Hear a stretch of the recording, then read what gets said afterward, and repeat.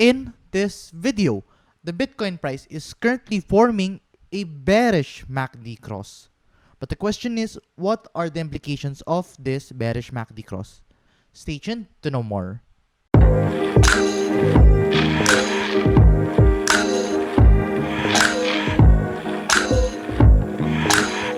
So hi guys, and welcome back to another Gabs cryptocurrency video where we trade by data and not by hype. And if you haven't subscribed to my channel, click the subscribe button down below and hit the notification bell so you won't miss out daily technical analysis like this. So let's dive into this video. So yeah, I think let's dive into the short term first. But if you're going to look at the short term, I don't think na it's going to matter that much kasi if you're going to look at that, yeah, not much is to talk about dito sa ating shorter time frame kasi yeah, we need to form a bullish divergence or somewhat the next indicator to form. Pero sa ngayon, wala pa kasing indicators na nagsasabi ko ano yung magiging next move. Kasi ang pwede lang natin tingnan dito actually is the RSI, which is indicating na nag-oversold tayo, indicating na that was a good buying opportunity. But other than that, there are still no signs of a bullish trend reversal signs yet if you're going to look at this in the shorter time frame. And that is why we have to follow the bigger time frame. And if you're going to look at the weekly chart, you can still see na we are still holding the line. Itong 50-week moving average, if you're going to look back in history, the Bitcoin price never went below this yellow line during a bull market. And as you can see, we're still holding the line dito and it's pretty much still open. So this can still play around within the week. Of course, kaka-candle close na natin kaninang umaga. So this will indicate na we are still in a bull market and we are still holding the line, indicating na we are currently bullish pa din with the Bitcoin price. But on top of this indicator, diba, sabi natin na we are still in a bull market, wala nga tayong sell volume na gaganap, we are still holding the line, and we don't have any blow off top. Ano pa ba ibang indicator na nakikita natin dito? So, some of you have been actually messaging me na may nag-form tayo actually ng bearish cross sa MACD. And traditionally, the way how we look at MACD is, if pataas yung kanyang momentum, if nagkakaroon tayo ng momentum to the upside, then that would indicate na we are going to have a bullish cross if pataas siya. In that case, makita tayo na uptrend. Pero if pababa, then we are going to see a downtrend. However, I'm not 100% confident with using the MACD indicator. And why is that? Let's give you an idea why I'm not pretty confident with this movement. Well, first things first, it's because the MACD is a delaying indicator. It usually tells us what we already know. Kasi look at this.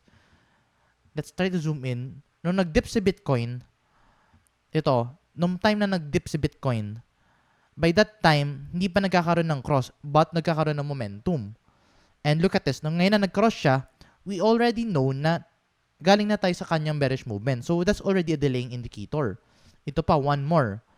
Nung previous movement, nag-start mag-pump si Bitcoin, at actually, ilang percent na tayo nakaakyat. Tingnan nyo to guys, around 50% na inakit na Bitcoin, saka pala nag-cross yung kanyang bullish cross sa MACD. So, as you can see, a MACD is actually a representation of what we already know. So, that's why I don't think na it's a very accurate thing to look at MACD. I think maganda si MACD if you're going to follow it as a confirmation, not as a, siguro parang pinapangunahan yung market price. It's actually more of a confirmation. So, let's say, galing tayo sa pump, the MACD can tell us if it is a confirmed pump, kung tuloy-tuloy tayo. And right now, as you can see, nagkaroon tayo na MACD cross, na bearish MACD cross. Nangyari na yung bearish cross, tapos na yung bearish, and yeah, nag-start na tayong bumaba, indicating na we already know na we actually went to the downside na. But can this tell us kung ano ba yung mangyayaring next? Well, I don't think so. Kasi look at this. Doon nagkaroon tayo ng movement to the upside, nag-cross na actually si MACD, pero after ng bullish cross, nakita tayo ng dip. So in that case, it's not actually pretty consistent move. Kasi look at this. Dito naman, sa previous movement, nag-dip si Bitcoin, tapos nagkaroon ng bearish cross, tuloy-tuloy siya, then that actually indicated a bearish movement. Pero if you're going to look at this, it's not actually bearish. It's actually consolidating. So, to be honest, the MACD is actually only a good thing if you're only going to confirm a move, but it's not actually an indicator to watch out for the long run. It's actually just a confirmation lang. And ano ba yung mga previous historical data? Ano ba yung sinasabi ng historical data when it comes to MACD? So if you're going to look at historical data, it's actually inconsistent. Kasi if you're going to look at the 2018 bull market, ang inconsistent actually na MACD natin. And yes, if you're going to look at that, nagkakaroon tayo ng bounce sa ating MACD. So, you can actually see na 2018 characteristic is actually forming a bounce dun sa ating MACD. Pero if you're going to look at the 2014 market cycle, nagkaroon tayo ng bearish cross during the middle of a bull market. Pero on top of that, during the middle of a bull market, nagkaroon ng bearish cross. After a few weeks, we immediately got a bullish cross then after nun. So as you can see, the MACD is actually pretty inconsistent dito when it comes to indicating if we are going to flip bullish or bearish. So yeah, when it comes to MACD, I'm not 100% confident in using this. So if that's the case, then ano ba yung dapat na ginagamit nating indicator when it comes to momentum? Well, actually, to answer that, what we need to be looking at is actually the Pi Cycle Top Indicator. Kasi if we're going to look at the Pi Cycle Top Indicator, this is actually a more na mas maayos na representation ng ating momentum. Kasi if you're going to look at this, let's try to compare the 2014 market cycle. If we're going to look at the 2014 market cycle, if ever na nagko-cross yung yellow line pataas ng green line, that would indicate na it's the end of a bull market. So take note, if nag-cross yung yellow pataas ng green, then that is actually the end of a bull market. Or it could indicate a local top, or it could indicate a market cycle top. But you get the point na it's going to end a bull run. Though it's not the market cycle top, kasi look at this, during the 2014 market cycle, diba, we saw a double peak. Pero in that case, nakakuha tayo ng dalawang Pi cycle top cross. So first one was before the consolidation. So nung nag-consolidate tayo after ng Pi cycle top indicator cross, nag-consolidate tayo, pero after nun nagkaroon tayo ulit ng bullish cross, saka tayo ulit nag-pump to the upside kay Bitcoin. And then after that, nagkaroon ulit ng cross indicating na that was the end of a bull run. So that is yung ating 2014 market cycle. Now let's look at the 2018 market cycle naman. If we're going to look at the 2018 market cycle, you can see na nag-end lang yung ating bull run nung nagkaroon tayo ng ating bearish cross sa ating Pi cycle top indicator, indicating na that was the end of the bull run and it indicated a top for the Bitcoin price. But if we're going to look at the current market cycle naman, which is yung ating current market cycle, as you can see, the Pi cycle top indicator, tinry niya mag-cross, pero as you can see, it did not actually made a specific cross. Nag-touch lang siya, pero we did not have any cross, indicating na it's not actually the end of the bull run. And if we're going to look at the current movement during this previous latest action, makita nyo, sobrang layo pa din actually natin sa Pi cycle top indicator para magkaroon ng cross or para mag-indicate na end na yung bull run. So right now, if ako tatanungin nyo, I don't think na it's the end of the bull run yet. Despite na sinasabi na magkakaroon tayo ng bearish cross dito kay MACD, if you're going to look at the Pi cycle top indicator, it's actually far from the end of the bull run. Kasi yun nga, malayo tayo dun sa ating Pi cycle top. As well as, yun nga, if you're going to look at our other charts, wala tayong sell volume, walang blow off top, wala ding indicator na nagsasabi na we are below the line.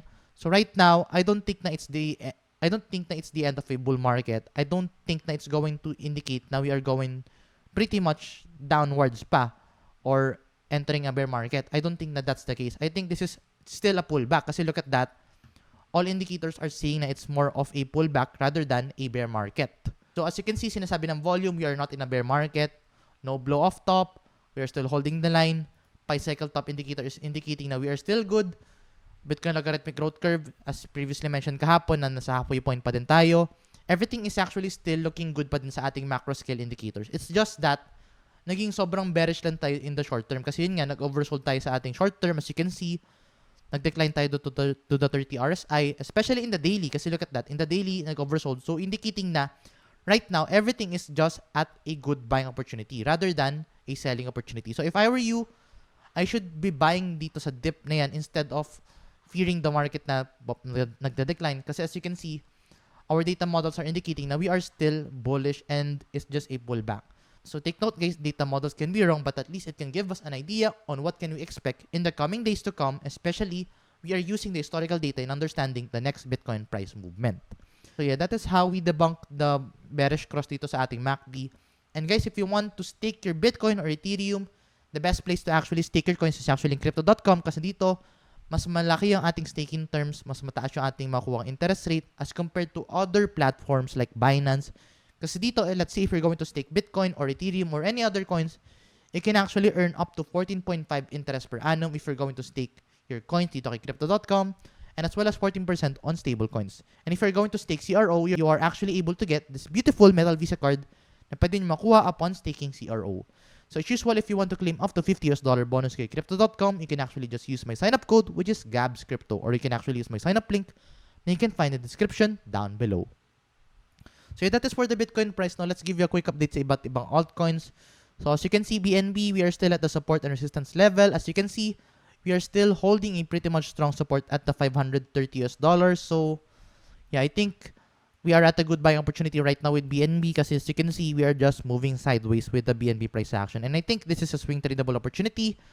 So yeah, right now, I think that this is a good thing to trade. You can actually buy at the support and then sell at the resistance. So yun yung ating pwedeng swing tradable opportunity with the BNB price action. When it comes to Ethereum, ganun din, we are actually seeing that similar movement na we are actually moving sideways. You can actually see na meron tayong strong support at the 4K area and there's a strong resistance at the 4.7K. So as you can see, you can actually swing trade Ethereum by doing that sideways action. And yeah, sobrang tradable opportunity ng Ethereum price action and BNB price action sa ngayon, especially with its sideways action. So right now, if you want to trade Ethereum or BNB, it's actually a good swing tradable opportunity. You can actually trade that with Bingbon. And if you want to claim bonus kay Bingbon, you can actually use my sign up link na you can find in the description down below. So yun muna update natin for today, guys. If you find this video useful and informative, please give this video a like. And if you want to see more contents like this, please subscribe for more. I'll see you in the next video and bye-bye for now.